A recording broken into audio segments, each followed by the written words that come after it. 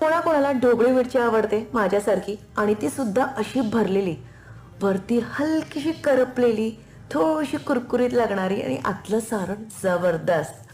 तर मंडळी, जास्ती वेळ न घालवता रेसिपीला सुरुवात करूया. तर सर्वात आधी वाटण तयार करायचं. त्यासाठी 1 वाटीभर सुकं खोबरं भाजून घ्यायचं आहे, 1 वाटी भाजलेले शेंगदाणे घ्यायचे आहेत, 1 वाटीभर तळलेला कांदा घ्यायचा आहे, त्याच्यामध्ये थोडंसं चिंच, 4 ते 5 लसणाच्या पाकळ्या, अर्धा चमचाभर हळद, 2 चमचे सिम्पली स्वादिष्ट आगरी मसाला, 1 चमचा धणेपूड, 1 चमचा जिरेपूड आणि अर्धा चमचा गरम मसाला, थोडंसं पाणी घालून वाटण तयार करायचं आहे.